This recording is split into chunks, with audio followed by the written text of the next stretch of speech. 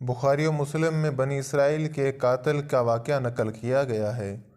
حضور اکرم صلی اللہ علیہ وسلم نے اللہ کے یہاں توبہ کی قبولیت سے متعلق صحابہ اکرام رضوان اللہ علیہم اجمعین کے سامنے بنی اسرائیل کے ایک قاتل کا نہایت خوبصورت اور ایمان افروز واقعہ بیان فرمایا کہ بنی اسرائیل میں ایک شخص چوری، ڈکیتی اور قتل میں بہت مشہور تھا اور نہایت معمولی بات پر کسی کو قتل کر دیتا تھا۔ ہوتے ہوتے اس کے ہاتھ سے 99 افراد کا قتل ہو چکا۔ اس کے بعد اس کے دل میں احساس پیدا ہوا کہ مجھے بھی تو اللہ کے یہاں جانا ہے۔ چنانچہ یہ فکر بڑھتا رہا اور لوگوں سے معلومات کرتے ہوئے سرگرداں پھرنے لگا کہ کیا میری توبہ قبول ہو سکتی ہے یا نہیں۔ کسی عالم شخص سے ملاقات کی فکر ہوئی کہ معلوم کیا جائے کہ ایسے شخص کی توبہ قبول ہو سکتی ہے یا نہیں۔ لوگوں نے ایک عابد شخص کے پاس جانے کا مشورہ دیا۔ اس شخص نے اس کے پاس جا کر مسئلہ معلوم کیا کہ کیا میری توبہ قبول ہو سکتی ہے اور کیا میری مغفرت ہو سکتی ہے جبکہ میں نے 99 انسانوں کی جان لے لی ہے۔ تو اس عابد کو مسئلہ معلوم نہیں تھا، تو اس نے اپنے عقل سے کیا ساریں کی کہ جو آدمی 99 انسانوں کی جان لے سکتا ہے اس کی مغفرت کہاں سے ہوگی۔ چنانچہ اس نے کہہ دیا کہ تیری توبہ قبول نہیں ہوگی۔ تو اس شخص نے غصہ اور جلال میں آ کر اس کو بھی قتل کر کے 100 پورے کر دیے کہ جب میری توبہ قبول نہیں ہوتی ہے تو لاؤ تجھے بھی ختم کر کے 100 پورے کر دیتا ہوں۔ چنانچہ اس نے 100 پورے کر دیے، مگر اس کے دل میں تردد باقی رہا کہ میری مغفرت کی کوئی شکل ضرور ہوگی۔ اس لیے اس نے لوگوں سے پھر معلومات کا سلسلہ جاری کر دیا کہ روئے زمین میں سب سے بڑا عالم کون ہے، اس سے جا کر کے معلوم کروں گا، وہی صحیح مسئلہ بتا سکتا ہے۔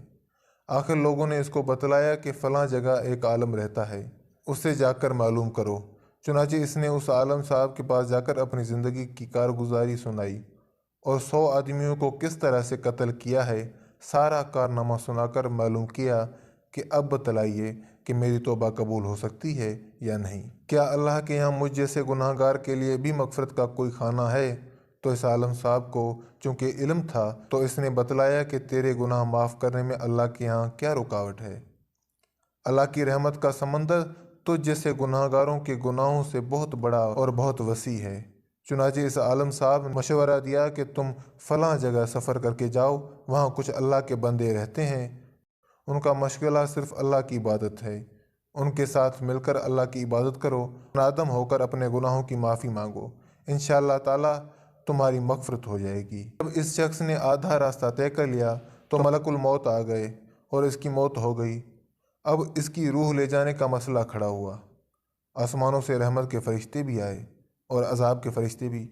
رحمت کے فرشتے کہنے لگے اس کی روح لے جانے کا حق ہم کو ہے، اس لیے کہ یہ سچے دل سے تائب ہو کر عبادت کے لیے جا رہا ہے، اور عذاب کے فرشتے کہنے لگے اس کی روح لے جانے کا حق ہم کو ہے، اس لیے کہ اس شخص نے کبھی کوئی نیک کام نہیں کیا، پوری زندگی معصیت میں گنوا دی ہے۔ اسی دوران آسمانوں سے آدمی کی شکل میں ایک فرشتہ آیا۔ بعض روایت سے معلوم ہوتا ہے کہ آنے والا فرشتہ حضرت جبرائیل امین علیہ السلام تھے۔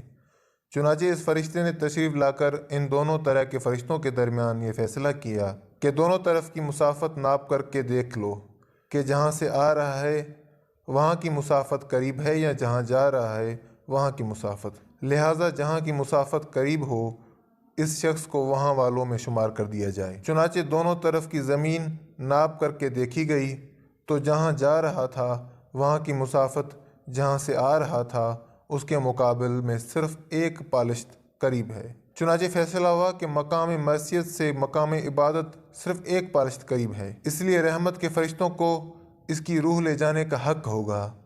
چنانچہ اللہ کی طرف سے اس کی مغفرت کا اعلان ہو گیا۔ ایک روایت میں آتا ہے کہ قطادہ رضی اللہ تعالیٰ عنہ فرماتے ہیں حسن نے فرمایا کہ ہم سے یہ ذکر کیا گیا ہے کہ اس شخص کے پاس جب ملک الموت آیا تو وہ شخص سینے کے بل اس سرزمین کی طرف گھسیٹتا گیا۔ حدیث قدسی میں آتا ہے کہ میں اپنے بندے کے ساتھ اس کے گمان کے مطابق ہوتا ہوں اور وہ مجھے جہاں بھی یاد کرے میں اس کے ساتھ ہوں۔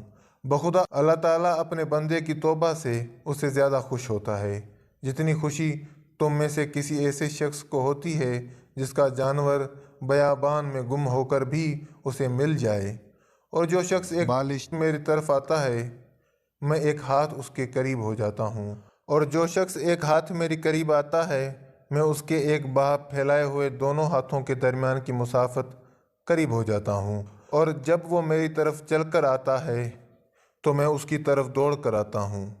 تو دوستو، اس واقعے سے ہمیں معلوم ہوا